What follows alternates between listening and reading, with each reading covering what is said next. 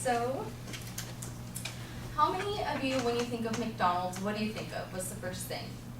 Other than food poisoning, it would probably be the jingle. Everyone knows it, everyone can sing it. Ba-da-ba-ba-ba. We all know it. So today, jingles are probably one of the most effective advertising tactics that we've come up with. It helps us put a tune, an image of what every product is. Jingles are one of the many useful advertisement tactics that I'm going to talk about today. Because of my major in fashion and a dream of creating my own brand, advertisement is something that I have spent a lot of time researching and analyzing. Not only is it something that is part of a huge success in fashion, it's also something I'm really intrigued in and is interesting. Advertisement is something that we have contact with all day, every day. Whether you realize it or not, advertisement has shaped every part of our history and present day lives. Today I'm here to explain how modern advertisement affects not only the way we look at ourselves, but those around us as well. And to accomplish that, I will be analyzing how the effectiveness of contemporary advertisement tactics have been perfected to a science. So according to an academic journal, when creating a successful piece of advertisement, certain attributes are required for advertising information, such as being of interest, eye-catching, relevant, and able to understand by the recipient without being irritating. So in order to understand these requirements, I'm going to start with a brief evolution of advertisement. Over time, advertisements have adjusted according to major developments and trends within society. So some of those trends are probably 4 of the biggest inventions ever to be created for advertisement. One would be the printing press, second radio, television, and finally internet. So advertising first started with propaganda, things like this. Very to the point, not a lot going on, just what you want to do, what they want from you. Things like this, a lot of color, things that are going to grab your attention and really get you to read their advertisement, but not a lot going on. This one's same, everyone probably knows this one, World War II. It's something that's going to grab your attention, it has color, and tells you exactly what you want. Next, the 1920s was huge. That's when advertisement blew up. They started doing things, it reflects what we are looking for in our everyday lives, in our history, and everything like that. So first, of course, a vacuum. Everyone needs a vacuum in the 1920s. Or Coca-Cola just started coming out. Look at this nifty little handy little container it comes with. Everyone needs that, right? Or even Ford. That's when it was an all-American brand. Everyone needed Ford. Now this probably wouldn't go as well because first thing you think of, oh look, pollution. You know, today no one probably would do a protest on this one. But back then, this was perfect. This was exactly what everyone was looking for. Next, as automobiles started to become more and more popular, we did billboards. That was the next thing. If we're out and every day, then we have to make it bigger and better so everyone sees it. This is another one. While you're driving your cars, here's another advertisement for a new car. Next, this is silent films. So this was the very first celebrity endorsement in a silent film, and he was advertising the cigarettes that he is smoking. And next, okay, so this one is actually the first commercial to ever be aired. It was right before a baseball game. So back then, that wasn't really a thing. You would watch it, television was still very, very new. And so the fact that we were having commercials beforehand was very strange. And this is the very first one. America runs on Bulliver time. That's it. That's all it was. It costed them $9 to put that commercial. Now commercials are millions of dollars to create and actually rent time. That was all it was. But imagine watching your baseball game, never seen anything before, and all of a sudden there's something for watches. Excuse me, what is happening? So you probably would think that's the best brand you could probably get. If it's advertising before my baseball game, what are the brand do I need of watches except for this one? So it was great. Next, 1950s. So what happened here was a man by the name of David Ogilvy. He has a very famous quote that is, "Consumer isn't a moron, it's your wife." So because of that, by an article by Tanya Pikula, she describes the effects of this quote very well. Playing into the belief that females were naturally more susceptible to addictions, these industry professionals developed ads that identified various consumer products with women's sense of self as modern, desirable, and independent. So back then, we wanted to separate ourselves from our husbands. So things like this really worked. I don't have to use my husband to open a ketchup. This is great. I'm going to go buy it. especially because women were the ones who were looking at these advertisements in magazines, TV, they were home. So this is what was actually working. We have this one as well. If I burn my dinner, I still can serve you beer. And also, when I'm at home with the kids, why wouldn't I need to smoke? So these were actually extremely successful. So successful that we even have it now in present day. We still advertise more towards women than men. We do have a bigger advertisement towards men now because it is just as successful, but still there's always an underlining for women, such as this Calvin Klein in the 80s. This is Brooke Shields, and it was the biggest controversial clothing brand yet. It was right when we started to go into sex sells. This one, her famous quote, you know what comes between me and my Calvins? Nothing. It started with a commercial, and it was her, and it was just going up her body in Calvins, and then she said that quote, and then they had a very famous photo shoot, and that's kind of what started what we know as now for present day advertisement. It's all about body, it's all about women, and it's all about sex appeal.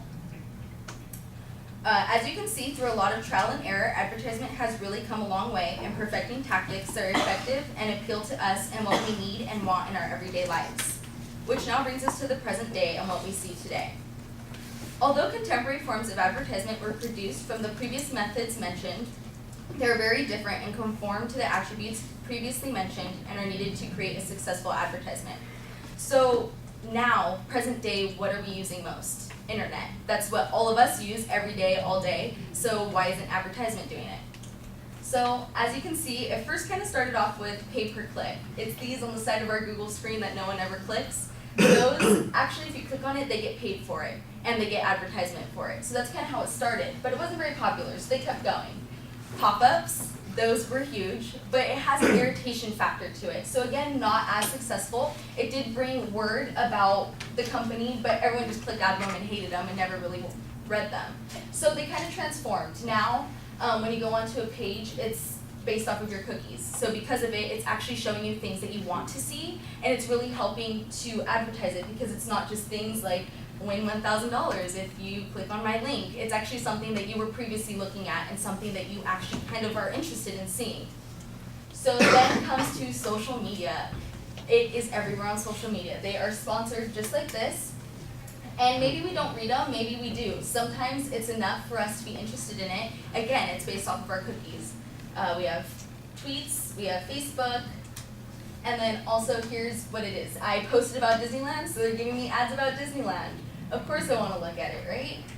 And then also, so one of the most clever ones I think is in text. You're reading something and you accidentally hover over it and all of a sudden there's an advertisement there. Where did that come from? It kind of forces you to look at something. It catches your attention, you look at it, and then it's maybe you don't want it, maybe you do. And also, one of the most successful that they didn't realize would be this successful is viral advertisement. Something that a commercial so great that we went crazy and created memes for it. Here's the Old Spice guy, which I'm sure you all know, and then the Dos Equis, most interesting man in the world. They're getting free advertisement from us creating memes and getting entertainment. We all have seen this, we all know who this is, and whenever we see it in a store, what do we say? Most interesting man in the world. You have to. So it works, definitely works. Next is, why are these different? Why are these tactics any different than we've ever seen before? It's because now we are not just selling a product, we're selling a lifestyle. This is Instagram. That on the end is for furniture. Why on earth does that have anything to do with furniture? It doesn't. It's bright, it's pretty, and it's gonna make you look at it because that's what we're looking for. Same with these. That is a clothing brand. This is a clothing brand, as you can see. And because of it, the only thing that's drawing your attention are the colors. It's pretty. Oh, look it, I'm adventurous, so I'm gonna go look at that brand and go look at what it's selling me. This one, other Instagram. Fall, trendy. I have my pumpkin spice latte and my sweater and my Uggs. Look it, I need this. This is what I need in my life. Coke. What is the first thing you think of? This is so much fun. I want this life. I have my friend next to me. I have my Coke. It looks like I'm on vacation. No sugar and no calories. Well, I can't get much better than this, right? Or what about cigarettes? Completely vegan, completely organic. I can go do yoga and then smoke after. I'm so healthy. It's in a pile of good, for goodness sake. It has to be good, right? And then American Apparel, we all know for their controversy. This is just probably the minimal that they have. It gets real bad. What man doesn't want to wear this outfit if it's gonna get him this position? Or what about this one, just a billboard? Look how much fun they're having. Don't walk, dance. I watch Not Walk and Dance on Go on Vacation. This is great. I mean, they're really thinking of everything that we want. Celebrity endorsements, Queen Bee. If Queen Bee is drinking it, I'm gonna drink it. That's simple as that. They really have thought of everything.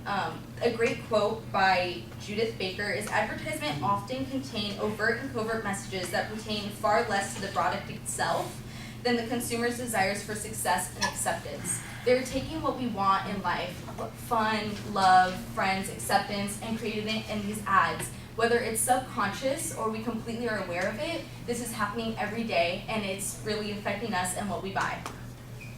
So contemporary forms of advertisement have successfully evolved to fit into our everyday lives and convince us of the products needed to create the perfect self and ultimately life. So to conclude, advertisement has been a part of our life for as long as we can remember, and over time it has become not only a business, but also a way of life. Without advertisement, how on earth would we know how to successfully live a fulfilled life? Thank you.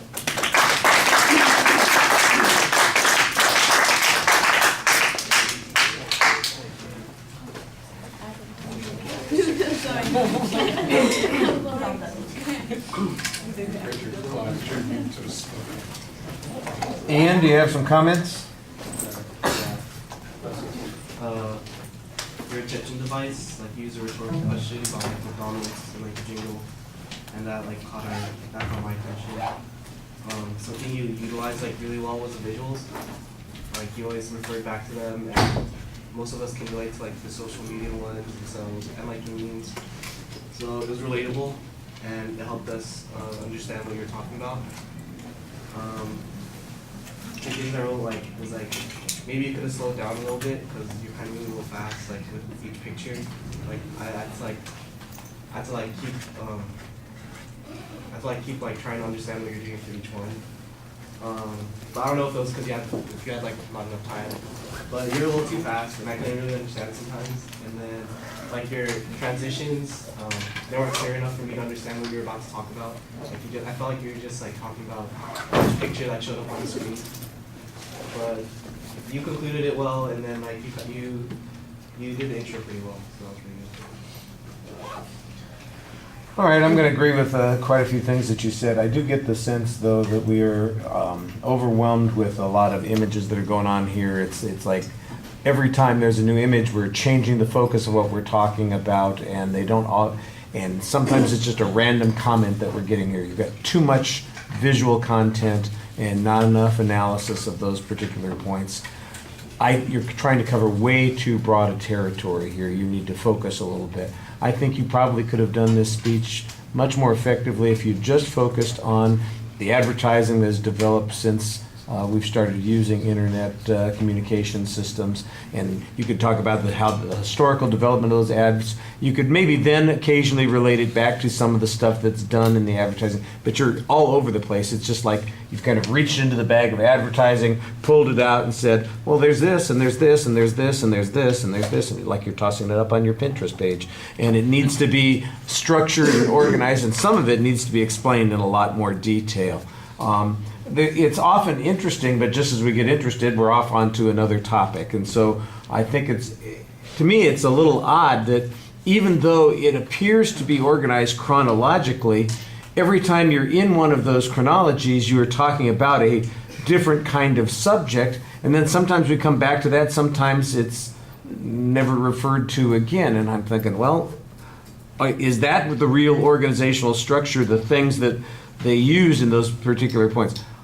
I've been interested in hearing about jingles for 10 minutes, I shouldn't say 10 minutes, for 8 minutes, because the speech is supposed to be 8 minutes, and in case you didn't know, just to make sure everybody knows, 11 minutes and 22 seconds, so substantially over, even with going as fast as she's going.